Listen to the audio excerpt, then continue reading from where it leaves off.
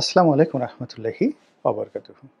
সম্মানিত দর্শক, বাংলাদেশের রাজনীতি কেমন চলছে এবং আগামীতে রাজনীতি কেমন হবে?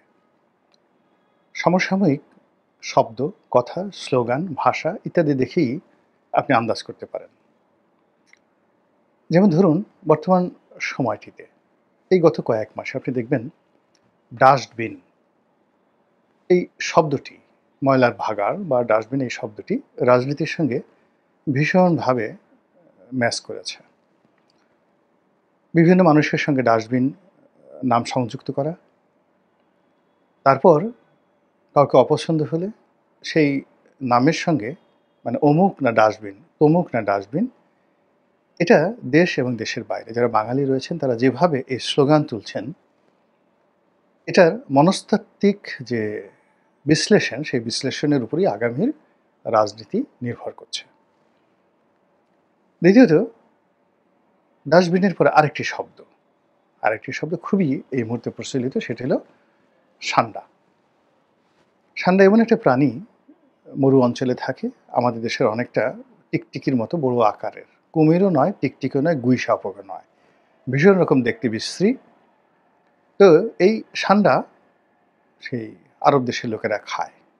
এটি হালাল প্রাণী, কিন্তু দেখতে এরকম অরুচিকর, আল্লাহ রাসূল নিষেধ করেনি, বলছে যে আমার এটা খেতে পছন্দ হয় না। এখন আমাদের এই সমাজে কাউকে পছন্দ না হলে বলা হচ্ছে ও একটা সান্ডা, অমুক না সান্ডা, সান্ডা সান্ডা, মানে যে কোনো মানুষকে মনে হচ্ছে সে সান্ডার চাইতেও নিকৃষ্ট। আরেকটি শব্দ নিমডা, এবং এই নিমডা শব্দটি মূলত একটা বিখ্যাত সিনেমা বাহুবলী সিনেমা, সেই বাহুবলী সিনেমার একটা ডায়ালগ, এবং ভারতের যে দক্ষিণের অসংখ্য ভাষা আছে, এমনি একটা ভাষার একটা ডায়ালগ, যে ডায়ালগের প্রথম শব্দ হলো নিমডা, এরপরে আরো অনেকগুলো শব্দ রয়েছে। নিমডার শব্দের অর্থ হলো তোমাকে মারবো, I will kill you, finish you, তোমাকে একেবারে শেষ করে দেবো। এরপরে আরো অনেক শব্দ রয়েছে, এবং এই নিমডা শব্দটিও মানে নিমডা, টেলমি, মইনুস সুকুর, এই যে শব্দগুলো ব্যবহৃত হচ্ছে রাজনীতিতে, এবং স্পষ্টতই ঢাকার যে দক্ষিণ সিটির মেয়র পদের জন্য যিনি আন্দোলন করছেন, লড়াই করছেন, তো এবং যিনি ঘোষণা দিয়েছেন যে আমি যাকে বলা হয় নিজেই শপথ পড়ব, যদি আমাকে সরকার শপথ না পড়ায়, সেই মিস্টার ইশরাক, তো তাকে অপমান করার জন্য, তাকে ছোট করার জন্য একদল যুবক এই বাহুবলী সিনেমার যে ডায়ালগটি, সেই ডায়ালগটি সবাই মিলে তারা মানে অনেকটা স্যাটায়ারের কায়দায় এই ডায়ালগটি তারা প্রচার করেছে, এবং যার প্রথম শব্দ নিমডা, খুবই জনপ্রিয়।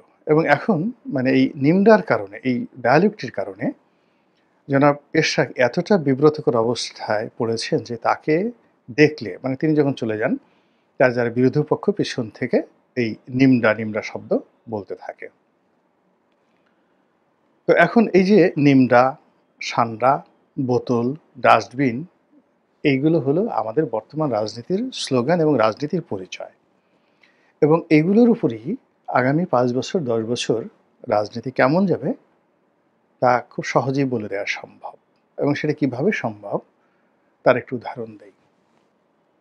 যে কোনো রাজনীতি অমরত্ব লাভ করে, শ্রেষ্ঠত্ব লাভ করে, সফলতা লাভ করে সাহিত্যের মাধ্যমে, গান, গল্প, কবিতা, উপন্যাস। যেমন ধরুন 1971 সনে, তো 1971 সনে বঙ্গবন্ধু যখন গ্রেপ্তার হলেন, তখন খবর ছড়িয়ে পড়ল যে তাকে মেরে ফেলা হবে, তাকে ফাঁসিতে ঝোলানো হবে।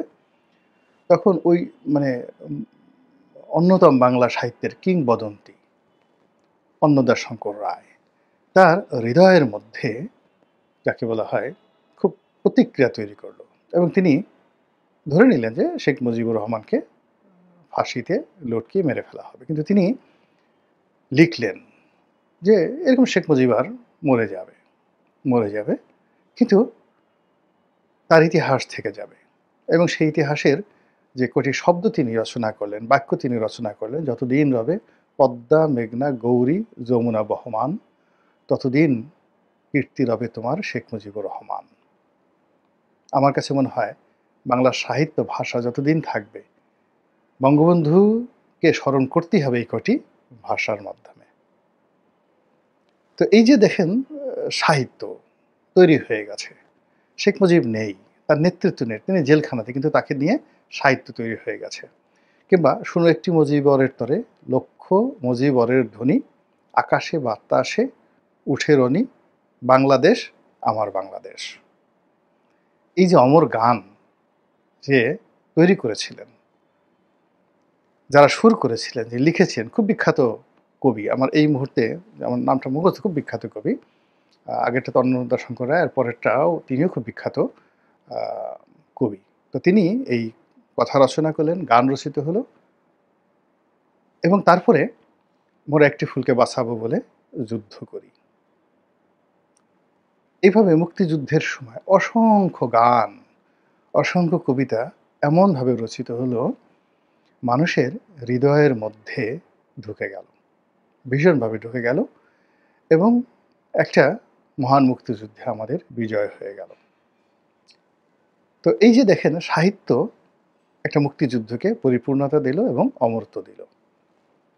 আবার ৭৫-এর যে ১৫ই আগস্ট, অনেক হত্যাকাণ্ড বাংলাদেশে ঘটেছে, স্বাধীনতার আগে ঘটেছে, পরে ঘটেছে, পাক ভারতে, এমনকি মহাত্মা গান্ধীকে খুন করা হয়েছে।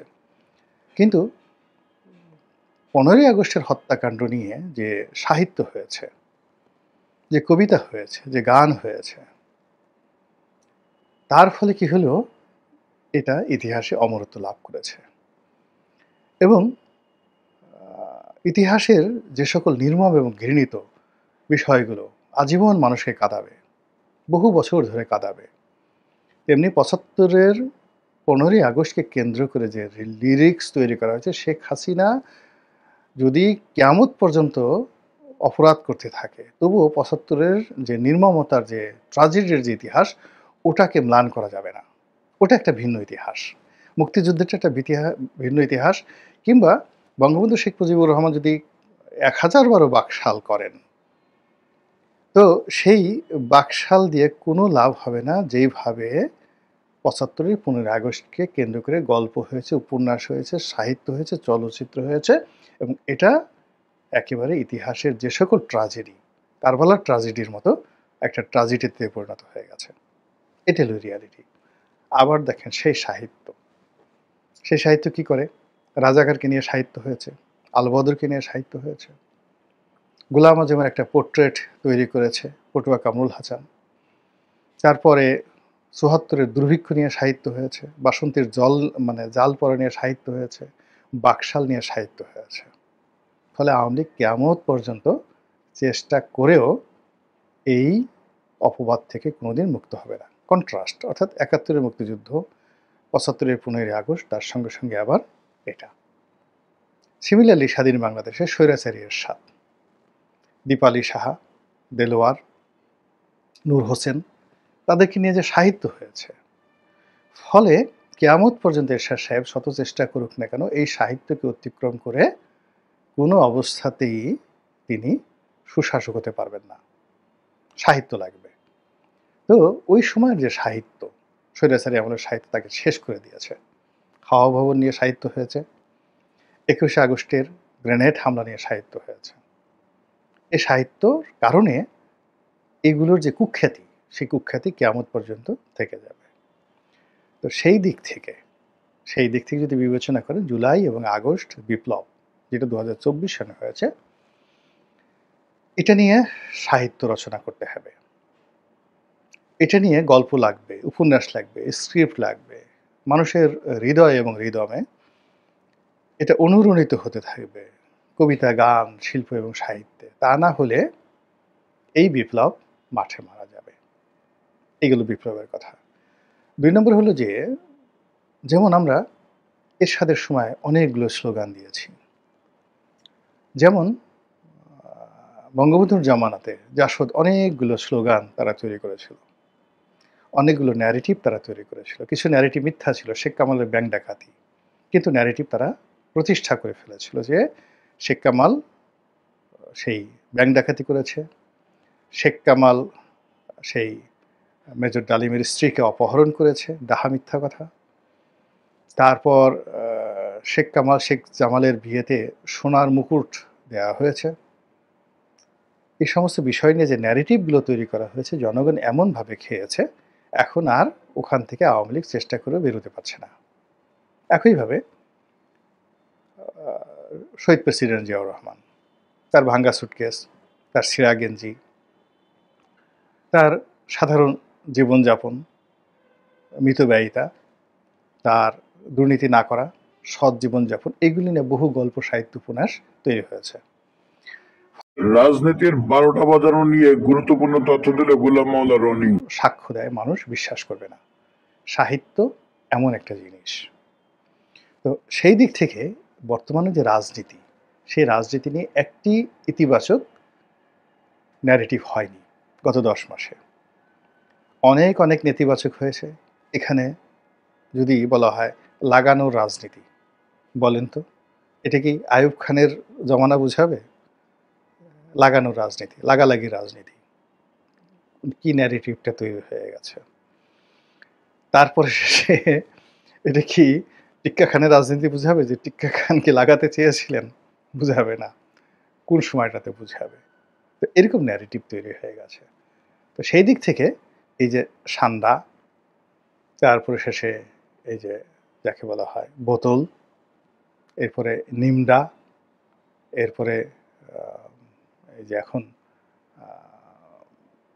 অন্যান্য যে সমস্ত আরও ন্যারেটিভ, অসংখ্য ন্যারেটিভ, সেই ন্যারেটিভের দ্বারা যেটা প্রমাণিত হয় যে রাজনীতি পচে গেছে, গলে গেছে, এবং পচা গলা রাজনীতি থেকে পুজ দুর্গন্ধ বের হচ্ছে।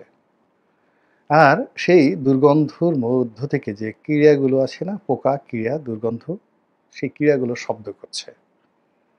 সেই শব্দগুলি বিকৃত রূপে আমাদের কাছে আসছে। এখন বলেন তো, যে রাজনীতি গলিত এবং যে রাজনীতি পচে গেছে এবং যে রাজনীতি থেকে মানে এইরকম বাজে শব্দ, হায়নার ডাকের মতো শব্দ চলে আসছে, তো সেই রাজনীতির ভবিষ্যৎ কি? কোনো ভবিষ্যৎ নেই। সেই পচা গলিত লাশময় দুর্গন্ধময় রাজনীতির আগে কবর হতে হবে, তারপর সেই দুর্গন্ধ দূর হবে, এরপর সেই মাটি পবিত্র হবে, তারপর সেখান থেকে নতুন বৃক্ষ, নতুন পত্র পল্লব আসবে, নতুন ফুল ফুটবে, নতুন পাখিরা আসবে। সেই পাখিরা আবার নতুন স্লোগান দেবে, বীর বাঙালি অস্ত্র ধরো, বাংলাদেশ স্বাধীন করো। এইরকম বীর বাঙালি অস্ত্র ধরো, বাংলাদেশ গড়ে তোলো, এরকম অসংখ্য যাকে বলা হয় নতুন নতুন স্লোগান হবে। স্লোগানের মধ্যে স্বপ্ন থাকবে, রুচি থাকবে, আভিজাত্য থাকবে, গান থাকবে, কবিতা থাকবে, মানুষের প্রেম থাকবে, ভালোবাসা থাকবে, শ্রদ্ধা থাকবে। যে রাজনীতির নেতা থাকবে, নেত্রী থাকবে, সেই নেতা নেত্রীদের সম্পর্কে মানুষ বাজে কথা বলবে না, কটূক্তি করবে না, অসম্মান করবে না। তারা তাদের আপন মহিমায় দাঁড়িয়ে থাকবেন, এবং সেই পরিবেশ পরিস্থিতি না আসা পর্যন্ত এই যে এখন যা কিছু চলছে রাজনীতিতে, সেই রাজনীতির যে ইতিহাস, সেই ইতিহাস ডাস্টবিনের মাধ্যমে, নিমডার মাধ্যমে, তারপরে যাকে বলা হয় সান্ডার মাধ্যমে, বোতলের মাধ্যমে এই যে দূষিত হচ্ছে, কলুষিত হচ্ছে, এর থেকে বের হওয়ার জন্য আল্লাহ রাব্বুল আলামিন আমাদের সবাইকে হেদায়েত দান করুন এবং হেফাজত করুন। আসসালামু আলাইকুম ওয়া রাহমাতুল্লাহি ওয়া বারাকাতুহু।